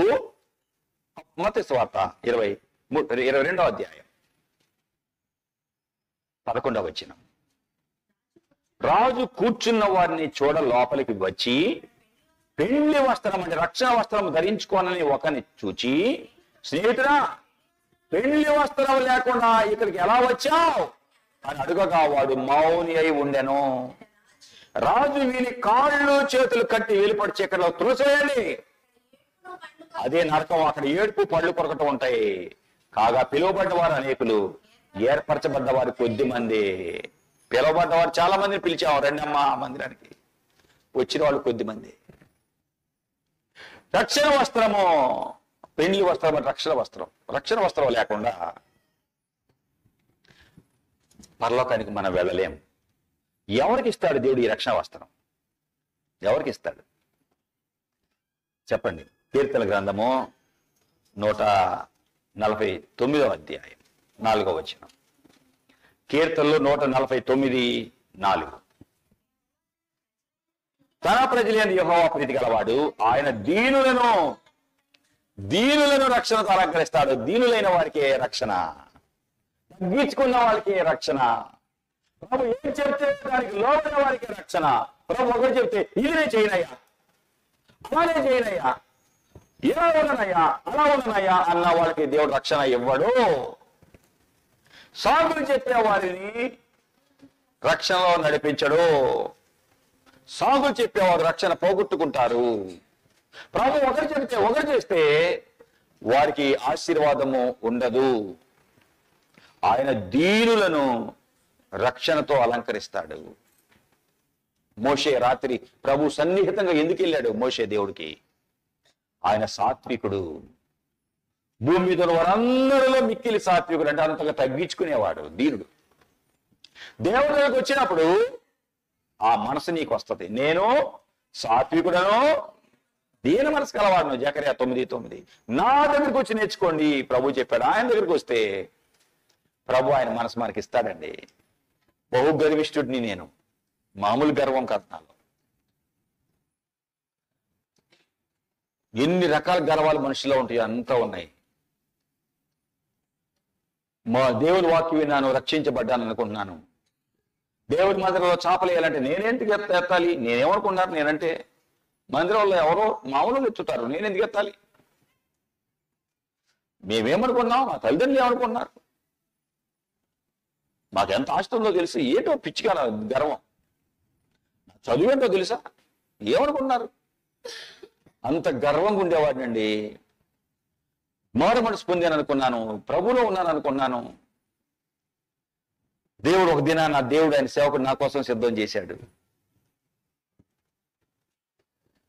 దేవుడి సేవకుడు దేవుడు నా కొరకు ఆయన సేవకుడిని సిద్ధం చేశాడు. దేవుడు నిన్ను రక్షించాలి, నిన్ను ఉన్నతంగా దీవించాలని, నీలో దీవెనకు ఆటంకమైన పాపాలు ఉంటాయి, మారుమనసు పొందిన కొన్ని ఉంటాయి దాగి. ఉన్నంత వరకు నీకు దీవెన రాదు. మారుమనసు పొందుతావు, బాగానే ఉన్నాను అనుకుంటావు, కానీ దీవెన రావు. నేను మారుమనసు పొందాను, దేవుడు ఉన్నాను అనుకుంటున్నా. దేవుడు ఆయన సేవకుని నా కోసం సిద్ధం చేశాడు. మార్క్స్ వార్త 10వ అధ్యాయము 43వ వచనం 45 వరకు చదివితే, మీలో అలా ఉండకూడదు. ఎవడైనా గొప్పవాడుగా ఉండాలంటే మీకు పరిచారం చేసేవాడిగా ఉండాలి. ఎవడైనా ప్రముఖుడిగా ఉండాలంటే వాడందరికీ దాసుడిగా ఉండాలి. మనిషి కుమారుడు పరిచారం చేయించుకోవడానికి రాలేదు, కానీ పరిచారం చేయటానికి అనేకులు ప్రతిగా విమోచన క్రయధనముగా తన ప్రాణం వేయడానికి వచ్చాడు. యేసయ్య ఈ లోకానికి వచ్చింది. ఇది దైవజనుడు వాక్యం చెప్పాక చివరి ప్రార్థన చేసుకుందాం అన్నాక పిల్లాడు మెడకాయ కోసి కోడి ఎట్ట కొట్టుకులాడుతుందో అట్ట కొట్టుకున్నానండి. ప్రభా, మీరే ఎంత గొప్ప దేవుడు ఇలా తగ్గించుకొని పరిచయం చేయటానికి వస్తే నేను ఎంత గర్వమా. వాళ్ళు పని చేస్తారు, మందిలో తొందర ఈ చాపతి ఈ కుర్చీ అక్కడ పెట్టంటే ఇట్లా పొగరగా చూసి వెళ్ళిపోయేవాడినండి. అసలు మందిరే కాదు నేను ఎక్కువైతే మీరు నాకు పని చెప్తారా, ఏమనుకుంటున్నారు అని పొగరగా పైనుండి కిందకు చూసేవాడినండి. నాకు మళ్ళీ పని చెప్పేవాడు కాదు అయ్యగారు. ఎప్పుడైతే దేవుడైన సేవకుడిని నా కోసం సిద్ధం చేశాడో, ఈ వాక్యం విన్న తర్వాత ఏడ్చాను, పిల్లవాడి వల్ల ఏడ్చి నా పాపాలు పశ్చాత్తాపడ్డా. గర్వం మాయమైపోయింది. గర్వము మెడవంచలేదు. ఈ పాపలు ఎప్పుడైతే ప్రభు నాకు చూపించాడు, సేవకుని పంపి నాతో మాట్లాడాడో, పరుగున వెళ్ళి అయ్యగారు పని చేసుకుని ఉండేవాడు. ఒక అయ్యగారు, నేను ఇన్సర్ట్ చేసి బూట్ వేసుకుని ఉండేవాడిని. ఆయన బ్యాగ్ నేను మోసేది ఏంటి, నేనేమనుకుంటున్నావా అని అనుకున్నవాడిని. అయ్యగారు వస్తున్నాడంటే పరుగున వెళ్ళే బ్యాగ్ నేను హడావుడిగా పట్టుకొని బ్యాగ్ మోసుకొని, ఆ బ్యాగ్ నేను తగ్గించుకున్నాను. పిచ్చి బ్యాగ్ ఇంత ఉంటుంది, అది ఆ బ్యాగ్ ఇటు ఆలాడుతూ ఉంటుంది. నేను ఇన్సర్ట్ చేసుకున్నవాడిని, ఆ బ్యాగ్ మోసుకొని మెయిన్ రోడ్లో వెళ్ళేవాడిని. అక్కడ పట్నంలోనే ఉద్యోగస్తుంది. ఆ బ్యాగ్ తగిలించుకుంటే ఆయన పని చేసుకున్న పక్కన నడుస్తుంటే, ప్రియులారా, ఒక దైవజనుడి బ్యాగ్ మోసే భాగ్యం ప్రభు నాకు ఇచ్చాడు అని ఆనందంగా వెళ్ళేవాడిని.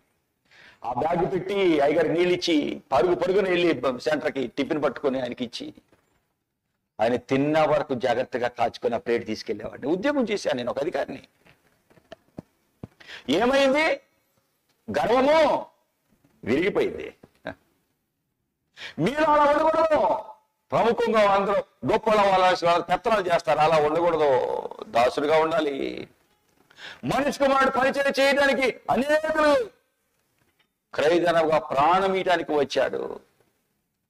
ఇది మీ మధ్య నేను చేసే ప్రభు యొక్క దారిలోకి వచ్చానండి. అలాగ ఒక్కొక్కటి ప్రభుకి ఇష్టం లేనివన్నీ విరుచుకుంటా విరగొట్టుకుంటా దీనుడిగా చేశాడు. ఎంత దీనుడిగా చేశాడంటే, సంఘంలో ఒక సహోదరుడు కాళ్ళు నేనే కడిగాను, యేసు ప్రభు శిష్యుల పాదాలు కడిగాడు, నేను అలా చేస్తా అని చేశానండి. ప్రభు అలాగా దీనమైన మనసు, ఆయన మనసు నాకు ఇచ్చాడు. కాబట్టి ఎంత టైం అయినా మీ దగ్గర గడుపుతాను, ఎంత టైం అయినా నా ఫోన్ వస్తే తీసుకుంటాను, వారి కొరకు నేను ప్రార్థన చేస్తాను. మనిషి కుమారుడు ఏంటి దేనికి వచ్చాడు? అనేక మనిషి కుమారుడు పరిచయం చేయడానికి, అనేక ప్రతిగా విమోచన క్రయధనముగా ప్రాణం ఇయటానికి వచ్చాడు. నా ప్రాణం ప్రియమైనదిగా ఎంచుకోకుండా మీ మధ్య పనిచేస్తున్నా. నా ప్రాణం ప్రియమైనదిగా ఎంచుకోకుండా మీ మధ్య పనిచేస్తున్నా. ఇలా చేస్తున్నా ప్రాణం పోయినా ఏం బాధపడను. ప్రభు దగ్గరికి వచ్చావు, ప్రభు మాటలు వింటున్నావా? సిమియోను ఎంత విలువైన వాడయ్యాడో చూడండి. చివరిగా ఆయన అంటున్న మాటలో, నీవు సకల ప్రజలు ఎదురే సిద్ధపరిచిన రక్షణ నేను కనులారా చూచా. యోసేపు ఆయన తల్లి ఆయన గురించి చెప్తున్న మాటలన్నీ వింటున్నారు, ఆశ్చర్యపడుతున్నారు. సిమియోను తల్లిదండ్రులు కూడా దీవిస్తున్నాడు. తల్లితో అమ్మా అనేక హృదయ ఆలోచనలు బయలుపడినట్లు, ఇశ్రాయేలు అనేకులు పడడానికి తిరిగి లేవడానికి వివాదాస్పదమైన గుర్తుగా ఈయన నియమించబడ్డాడమ్మా. అమ్మా తల్లి మరియా, నీ హృదయంలో ఒక ఖడ్గము దూసుకుపోతుంది. అమ్మా, నీ హృదయంలో ఖడ్గము దూసుకొని పోబోతుంది. నీ కుమారుడిగా లోకరక్షకుడిగా యేసు ప్రభు ఎంతో ప్రేమగా పెంచుతావు. ఆ కుమారుడిని ఒక దినాన సిలువ వేసి చంపుతారమ్మా. అది తల్లడిల్లిపోతావు తల్లి చూడలేక. ఖడ్గమమ్మ హృదయంలో పొడుచుకుంటది. తల్లి ఆ బిడ్డ పడే బాధ చూస్తే తట్టుకోలేదండి. బిడ్డ మరణంతో కొట్టుకులాడుతుంటే ఏ తల్లి కూడా చూస్తూ నవ్వుతా ఉండదండి, కొట్టుకులాడుతుందండి. నీ కుమారుడు యేసు ప్రభు ఏం చేస్తున్నాడు? అనేకులు పడడానికి లేవడానికి కారణమైపోతాడు. అనేకులు లేస్తారమ్మా, అనేకులు పడడానికి తిరిగి లేవడానికి వివాదాస్పదమైన గుర్తమ్మా. యేసయ్య దగ్గరికి వచ్చాక అనేకులు పడిపోయిన వారు లేచారు. గర్వంతో ఉన్న వాళ్ళేమో పడిపోతున్నారు. తిరుగుబాటు చేసే వాళ్ళు పడిపోతున్నారు. నిలబడ్డారు అనుకుంటున్నారు కానీ లేదు లేదు, పడిపోతున్నారు. అనేకులు పడడానికి తిరుగుబాటు చేస్తే, నిష్ట ప్రకారం నడిస్తే, సాతానాత్మతో నింపబడితే, సాతాను మాట ప్రకారం నిలిస్తే, సాతాను మాటలు వింటుంటే పడిపోతావు. దేవుడి మాటలు వింటుంటే పడిన వారు లేస్తారు. అనేకులు పడడానికి తిరిగి లేవడానికి వివాదాస్పదమైన గుర్తు ఈ యేసు ప్రభు ద్వారా అనేకులు లేస్తారమ్మా. కొంతమంది తిరగబడి ఆయన్నే చంపాలి, కొట్టాలని బాధ పెడతారమ్మా. ఆయనే యేసు ప్రభు, ఈయనే గుర్తమ్మా. తల్లి మరియా, నీ హృదయంలో ఒక కత్తి దూసుకుపోబోతుంది, తట్టుకోలేవు. యేసయ్య సిలువలో భయంకర హింసలు పడుతుంటే తట్టుకోలేక కొట్టుకులాడిందండి గుండె మరియా. ఇదిగో ఈ మాట ప్రవచించాడు దైవజనుడు, ఎప్పుడో ప్రవచించాడు. ఎంత గొప్ప దైవజనుడయ్యాడు సిమియోను. విన్నాడు, ఆలకించాడు, ప్రభు కొరకు బ్రతికాడు, ఆయన చెప్పినట్టు నడిచాడు, ఎవ్వరి మాటలో వినలేదు. దేవుడు మందిరంలో కాచుకున్నాడు, మందిరాన్ని కనిపెట్టుకున్నాడు. వచ్చిన ప్రతి ఒక్కరికి దీవెనికరమయ్యాడు, అనేకులకు దీవెని ఇచ్చిన వాడయ్యాడు. సిమియోను వలె మనం ఉందామా? అన్న గురించి చెప్పాలనుకున్నాను, చాలా దేవుడు చెప్పబోతే నెక్స్ట్ చెప్తాను. సిమియోను నెంబర్ 1 నీతిమంతుడు. సిమియోను అంటే ఆలకించేవాడు లేక వినువాడు. ఇతర గుణాలు చూస్తుంటే నీతిమంతుడు, దేవుని భయం కలిగిన భక్తిపరుడు, ఇశ్రాయేలు ఆదరణ కొరకు, విమోచించే రక్షకుడు కొరకు ఎదురు చూస్తూ ఉన్నవాడు. ఎన్నడూ ఎదురు చూస్తుండగా సనుగుడు గునుగుడు లేదు. ఎంత టైం అయినా అలాగా చూస్తున్నాడు. ముందు తర్వాత 4 పరిశుద్ధాత్మతో నింపబడ్డవాడు, దేవుని ఆత్మతో నింపబడ్డాడు. ఇటువంటి వ్యక్తి ఏ మెస్సియా కొరకు ఎదురు చూచాడో ఆ మెస్సియాని కనుక్కున్నాడు, చేత్తో ఎత్తుకున్నాడు, ప్రవచిస్తున్నాడు.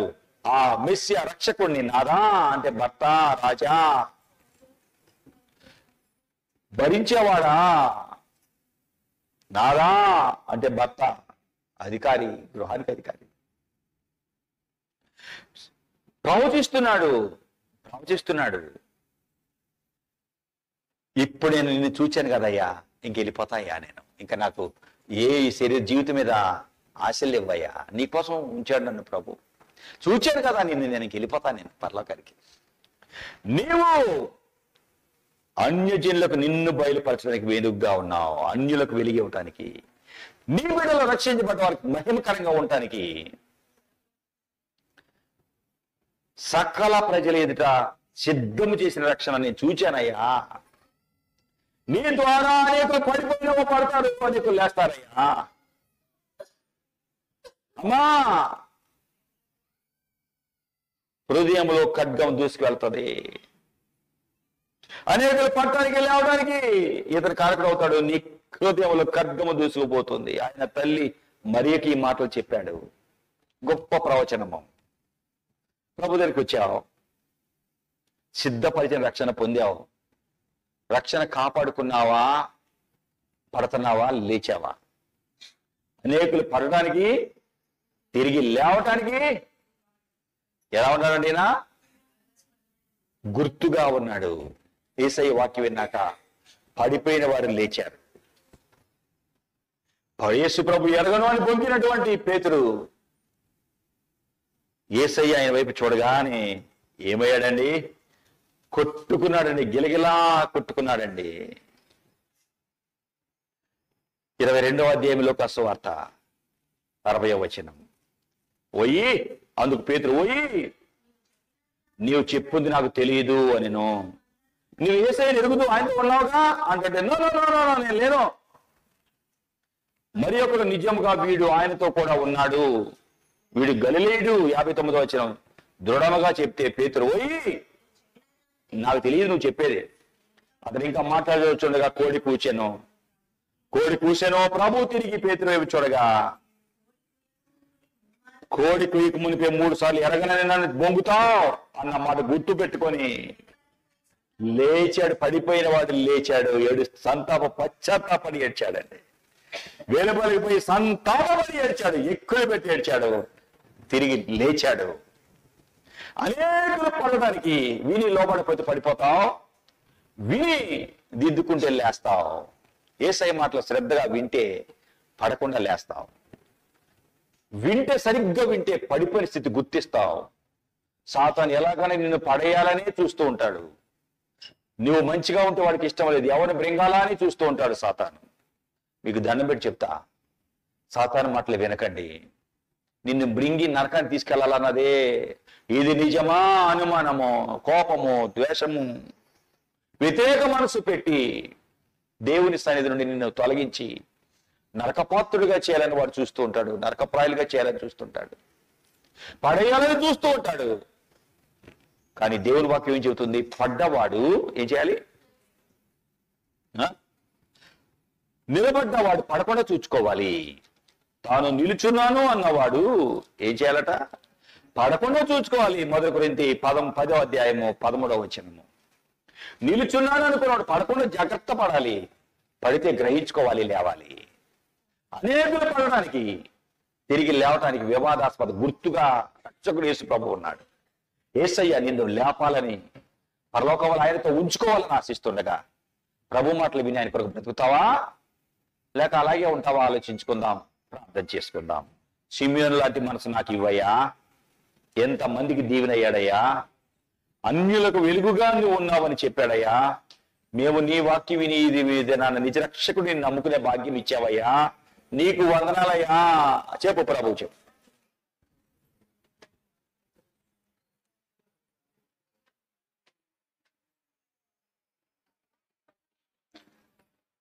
ప్రభా,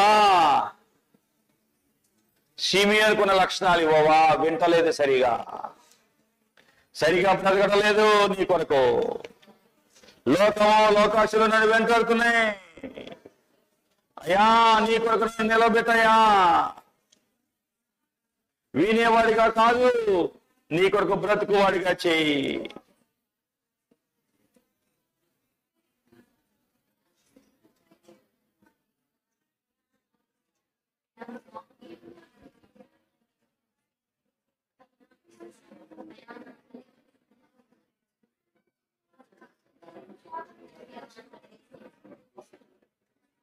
ప్రభా దయచూపయ్యా, ప్రభా దయచూపయ్యా.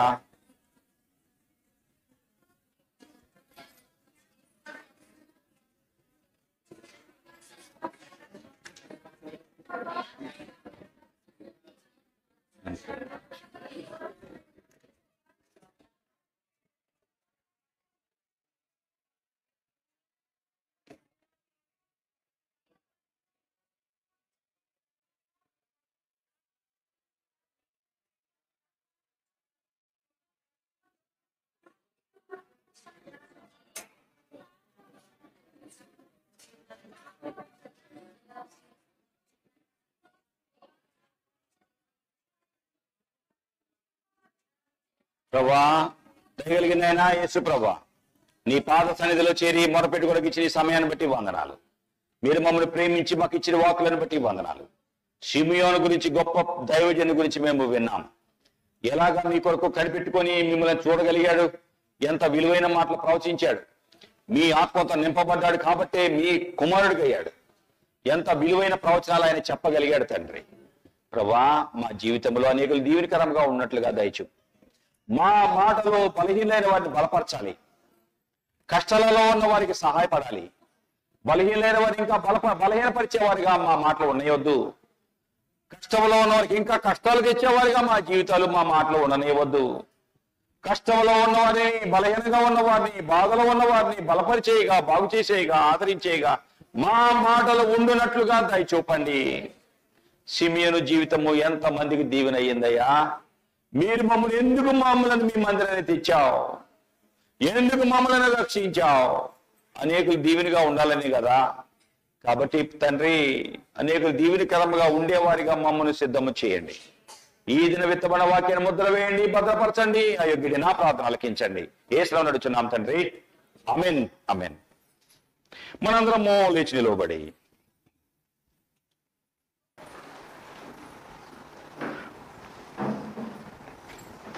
260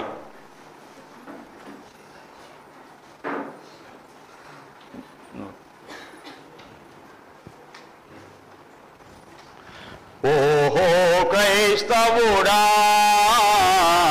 జయ జీవితమేది,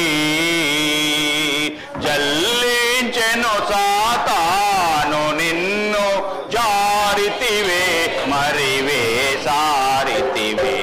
ఓహో క్రైస్తవుడా, విజయముగా బ్రతుకను జనమున, నిజ దైవము నిన్ను సృజించెనుగా, జారితివే సారితివే, వెనుకాడియు వేషము విడువావు.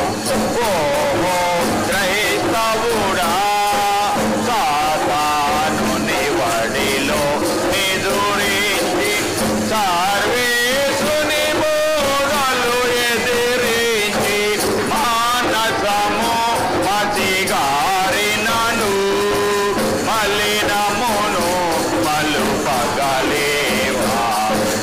ఓహో క్రైస్తవుడా, కష్టించెడు మనసాక్షిని ద్రోసి, గణదేవుని మార్గములను రోసి, సత్యమను తన మోహమును దాహముతో రాగెదవేమి.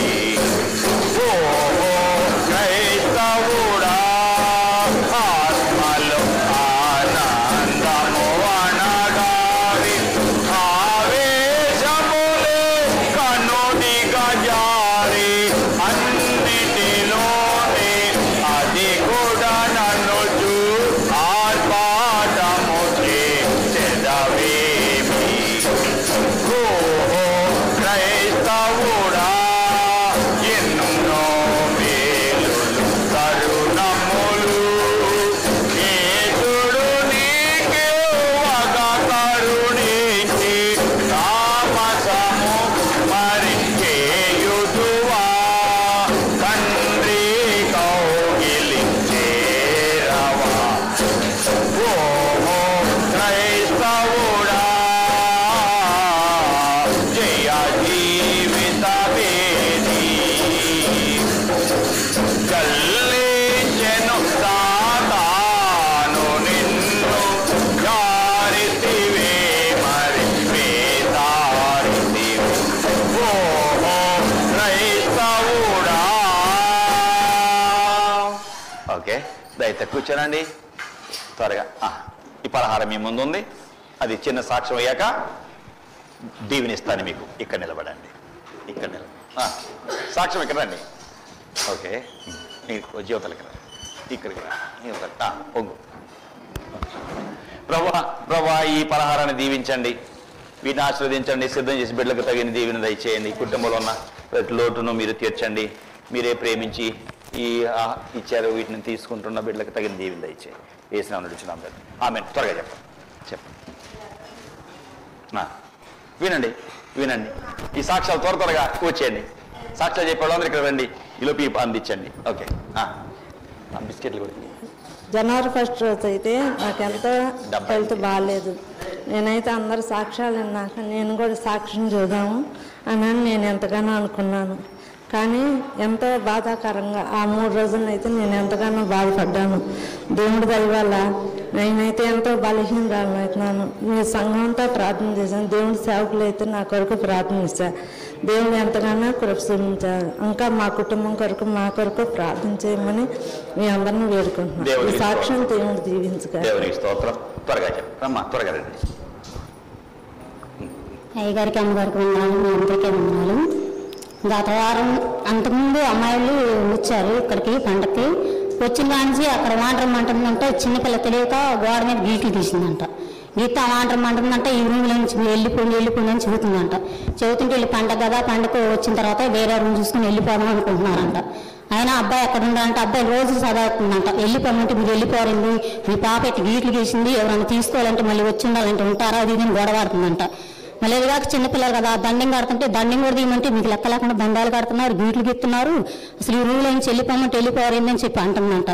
అన్న తర్వాత అమ్మాయి వేస్తారు వెళ్ళిన తర్వాత అబ్బాయి చెప్పాడంట, ఈ సంగతి వేస్తారు అలా అంటుంది వాండ్రం గారు, మనం ఎక్కడికన్నా వెళదామంటే అమ్మాయి అంటే ఇప్పుడు చిన్నపిల్లలు వేసుకుని ఎక్కడికి వెళ్తాము, రూమ్ తీసుకున్న తర్వాత వెళ్దామని అనమాట. కాదని అలా పడితే అలా మాట్లాడుతుంది, నేను కోపం మొత్తం అని చెప్పి అంటున్నానంట. అన్న తర్వాత మళ్ళీ ఈ అమ్మాయి మీద గొడవ పెట్టుకున్నంట. నేను ఎన్నిసార్లు నేను చెబుతున్నా, మీకు అసలు ఏంటి మీరు వినిపించుకోవట్లేదు, దండం కట్టండి దండం కడతారు, పిల్ల గీట్లు గీసి వెళ్ళిపోమంటే వెళ్ళిపోయారు అది అని చాలా ఇదిగా మాట్లాడిందంట. మాట్లాడిన తర్వాత శనివారం రోజు డ్యూటీకి వెళ్ళి వచ్చిందంట. వచ్చేటప్పుడు ఆమె ఫోన్ చేసి మళ్ళీ గొడవ పెట్టుకుందంట.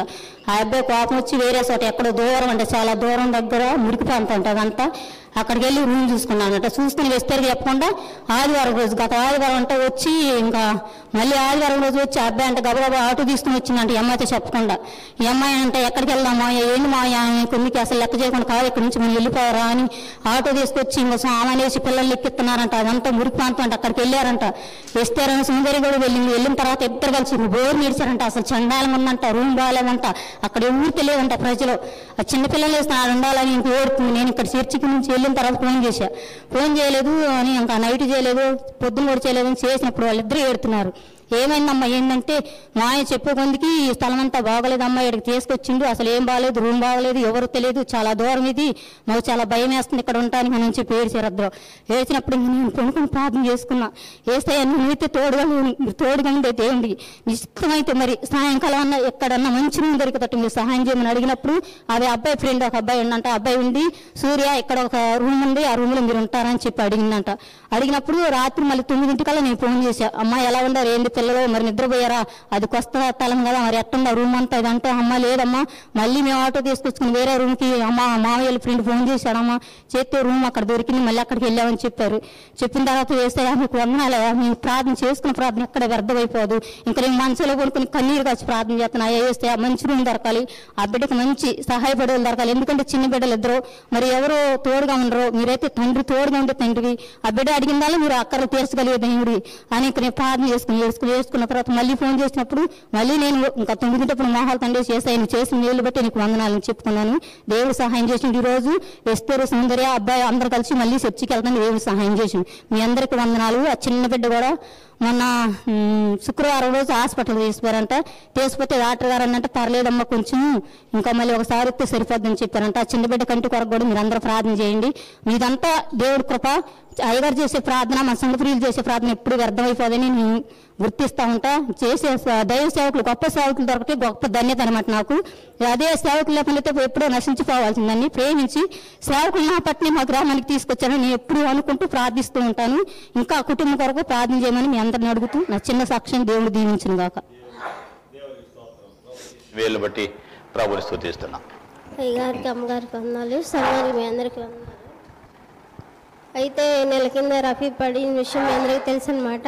అయితే పడిన తర్వాత ఆపరేషన్ చేయాలని హాస్పిటల్లో తీసుకెళ్ళాము. అయితే దేవుడికి మేము సేవకులు ఫోన్ చేశాను అనమాట, ఇట్లా జరుగుతుంది. ఆ రోజు రషీద్ వచ్చాడు మా మందిరానికి, ప్రేయర్ చేయించడం అంటే మేము అనుకున్నాం ప్రభా ఏ ఆపరేషన్ పని లేకుండా మామూలుగా నాకు నార్మల్ కట్లతో నా బిడ్డకి కట్టుగా నర్వ్ అనేది కట్టుకోవాలని ప్రేయర్ చేసుకున్నాను. మీ సంఘం కూడా ప్రేయర్ చేశారు. ఆశ్చర్యకరంగా ఇప్పుడు నిలబెట్టాడనమాట. అయితే దేవుడు నాకు ముందు దర్శనం చూపించాడు. 4 పిల్లల్లో 4 గుంటలో పడ్డారు. 3 పిల్లలు వచ్చాడు, వీడు చనిపోయినట్టు కల దర్శనం చూపించాడు కానీ నేను కనుగొనలేదు. కానీ ప్రభు అక్కడి నుంచి తప్పించమంటున్నానే కానీ దాని లోతు నేను తెలుసుకోలేకపోయాను. అలా దేవుడి దర్శనాలు చూపించినప్పుడు నేను కనుక్కోడానికి కూడా మీరు ప్రేయర్ చేయండి. అలాగే నాకు అంత ముందులో 9 నెలల నుంచి థైరాయిడ్ అనమాట. అయితే పోయిన నెల చూపించుకుంటే నేదులు నార్మల్ రిపోర్ట్, మళ్ళీ నెల తర్వాత చేయించుకోమన్నారు. అలాగే మళ్ళీ చేయించుకున్నా. రిపోర్ట్లో కూడా ప్రభా థైరాయిడ్ లేకుండా రావాలి, వచ్చి ఆదివారం సన్నిధిలో సాక్ష్యం చెప్పుకుంటాను అనుకున్నా. థైరాయిడ్ కూడా తీసివేశాడు దేవుడు, ఇప్పుడు నార్మల్గానే ఉంది. ఇంకా అలాగే నాకు జ్వరం తగులుతున్నప్పుడు కూడా తగ్గుతా వస్తూ ఉంది. కొంచెం బలహీనంగా ఉన్నప్పుడు మీ సేవకులు సంఘం మీరందరూ నా కుటుంబం కొరకు, నా భర్త కొరకు మీరు ప్రేయర్ చేశారు. దేవుని ఎంతగానో కట్టాడు అన్నమాట మా కుటుంబాన్ని. ఇంకా మా కొరకు మీరందరూ ప్రేయర్ చేయండి. మీ అందరికీ వందనాలు. దేవుని స్తోత్రం. ప్రభు ఎంత అద్భుతంగా మరణాపాయం నుండి వాడిని కాపాడాడు. అఫీ ఎలాగా ఏమి ఎరగకుండా ఆ భయంకర ప్రమాదంలో దయ చూపిన ప్రభు మహిమ కలుగును గాక. అందరికి వందనాలు, అమ్మగారికి వందనాలు, సంఘం అందరికి వందనాలు. నాకు పోయిన వారాలు చెప్పుకోవాల్సిన సాక్ష్యం కూర్చుంటే వారికి ఎన్నికోసా గుచ్చుకుంటుంది, ఎలా గుచ్చుకున్నట్టు గుచ్చుకుంటుంది. నాకు ఏందా ప్రభా నాకు ఇట్లా గుచ్చుకోవటం అని ఏడ్చుకొని ప్రార్థన చేసుకున్నా. సాక్ష్యం చెబుతాను అనుకున్నా, తగ్గింది. పోయిన వారం నాడు నేను చెప్పుకోలేకపోయా. నాకు ఇంతకు ముందు కూడా మరి ఏ ఒక్కరా నొప్పి అయినా మరి ఏదైనా నా వంట బలహీనం అయినప్పుడు మరి ఏది అడిగినా నాకు తగ్గేస్తున్నావు తండ్రి ప్రభా. నేను చేసుకున్న పాపం ఏందో మరి నాకైతే తెలియట్లేదు. మరి నీ మందిరంలో నేను పరిచయం తగ్గించు మరి నాయన. నీ సేవకుడికి నేను ఏడుండి నేను నట్టపడితే నీ సేవకుడికి నిందలు అవమానాలు నీకు అవమానం తెచ్చిందండి. అయితే నీ చిత్తం అయితే నేను ఏది చేశానో నాకు చూపి. నేను మందిరంలో నేను ఒప్పుకుంటా. నేను చేసిన పాపం, నా పెద్దలు చేసిన పాపం ఎవరిదన్నా కానీ నీ మందిరంలో ఒప్పుకుంటా. నీ మందిరంలో నేను పరిచయం చేస్తా. నేను ఎంతో కోల్పోయి ఉంది. నేను పోయినోళ్ళు కాదు ఉండోళ్ళ కోసమే నేను కంచేసుకోవటానికి నాకు అయ్యగారు అమ్మగారు ప్రార్థన, సంఘం ప్రార్థన ఎంతో యాతన పెడుతున్నాను. నా నుంచి వాళ్ళు కూడా నిందల వాళ్ళు మారుతున్నారు. చూపించమన్నప్పుడు ఒక ఆకు పసరయ్యి తీసుకొచ్చి ఆయన నాకు తెచ్చి ఇచ్చి నేను ఒక రాయి వేసి నూరి ఇచ్చినట్టు ఎవరికి ఇచ్చింది నాకు తెలియలా అటు చూపెట్టిండు. ఈ పాపం నాదేనే నా అనుకొని నేను సాక్ష్యం చెప్పుకుంటాను. అయ్యా నా ఎక్కడ నా పాప దోషాలు ఎవరి మీద, బిడ్డల మీద, సంఘం మీద, షాపుల మందిరంలో చేస్తున్నా ఎక్కడ ఏలుబడి చేయొద్దు అయ్యా అని నేను దేవుడికి వందనాలు. దేవునికి స్తోత్రం. ప్రభు చేసిన మేలు బట్టి ప్రభు స్తుతిద్దాం. ప్రభు మీ చేసిన ప్రతి మేలు బట్టి నీకు స్తోత్రం. మీ కొరకు బిడ్డలను నిలబెట్టండి, సహాయం చేయండి. మీరే ఈ సాక్ష్యాలను దీవించండి. మా మధ్య సిమియోనులను లేపండి. ఎంత విలువైన లక్షణాలు గొప్ప దైవజనులో ఉన్నాయి. నీ ఆవరణం ఎలా కాచుకున్నాడు అలా మేము అనేకులు దీవెనగా ఉన్నట్లు దయ చూపండి. అనారోగ్యంగా ఉన్న వారిని ముట్టండి, బలహీనైన వారిని ముట్టి స్వస్థపరచండి, రక్షణ లేని వారికి రక్షణ ఇవ్వండి. అనేకులకు అన్యులకు వెలుగుగా మీరు వచ్చారు. ఆ వెలుగును అందుకొని ఆ రక్షణ పొందుకొని అనేకులు సాక్షులుగా బ్రతుకోవాలని మా మధ్య లేపండి. అలాగే ప్రభు ఇచ్చిన సాక్ష్యాలు దీవించండి. ఈ సేవలో ఫలాలు మీరు దయచేయి. మా ప్రతి అక్కర్లు మీరు తీర్చండి. యేసును నడుచున్నాం తండ్రి, ఆమెతోనే దేవుని దయ, ప్రభు యేసుక్రీస్తు యొక్క కృప, పరిశుద్ధాత్మ దేవుడి సహవాసం మనకు తోడుగా ఉండి షిమియోను లాంటి విశ్వాసము, భక్తి, నీతి, ఆత్మను మనం పొందుకొని అనేకులు దీవెనిగా బ్రతికే కృప ప్రభు మనకు అనుగ్రహించి మన జీవితం ద్వారా ప్రియ ప్రభు అయిన నామాన్ని మహింపరచుకొనుగాక. ఆమేన్, ఆమేన్, ఆమేన్. అందరికీ వందనాలు.